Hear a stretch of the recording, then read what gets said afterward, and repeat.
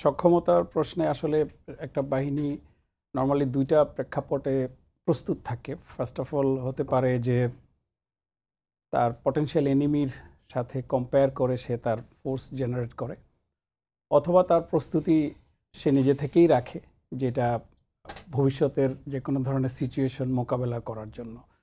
তা আমাদের সক্ষমতার ক্ষেত্রে যুদ্ধকালীন প্রস্তুতির অংশ হিসাবে যে ধরনের উপাদান ক্রাফট থাকা দরকার সেগুলি এখন যথেষ্ট আছে। যেমন মনে করেন যে আমাদের গুড নাম্বার অফ ফ্রিগেটস আছে, যেটা আমাদের সবচেয়ে বড় জাহাজ যেগুলি, সেগুলো ইকুইপড আছে আপনার মিসাইল, টর্পিডো, তারপর অন্যান্য যুদ্ধাস্ত্র এবং কামান নর্মালি থাকে, এয়ার ডিফেন্স সিস্টেম, তারপর electronic warfare system, fighting system এগুলি থাকে, তার নর্মালি এগুলি আছে।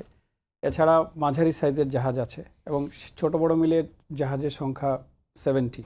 এগুলি বিভিন্ন টাইপের রোলে এগুলো এমপ্লয় করা যায়। সেগুলো রিভারেও ব্যবহৃত হয়, আবার ম্যাক্সিমাম জাহাজগুলোই তৈরি করা হয় বৈরী বে অফ বেঙ্গলের কথা চিন্তা করে। এছাড়া আমাদের 3 ডাইমেনশনাল ফোর্সের অংশ হিসেবে 2টি সাবমেরিন আছে, আপনি জানেন। আমাদের 4টি এমপি এবং 4টি হেলিকপ্টারও আছে, যেগুলি দিয়ে সার্বক্ষণিক সার্ভেলেন্স করা যায় এবং আপনার লিঙ্কিংও করা যায়, টার্গেটিংয়ের জন্য সুযোগ সৃষ্টি করে দিতে পারে এই ধরনের এয়ারক্রাফটগুলো। এছাড়া আমরা রিসেন্টলি ড্রোন টেকনোলজি, সমুদ্রগামী ড্রোন টেকনোলজি অ্যাকোয়ার করার চেষ্টা করছি। আর আপনি জানেন যে এখন যুদ্ধ আগের যুগে যেমন খুব সামনাসামনি হতো, এখন বিয়ন্ড দ্য রেঞ্জ আপনার হয়, ভিজুয়াল রেঞ্জের বাইরে থেকে যুদ্ধ হয়।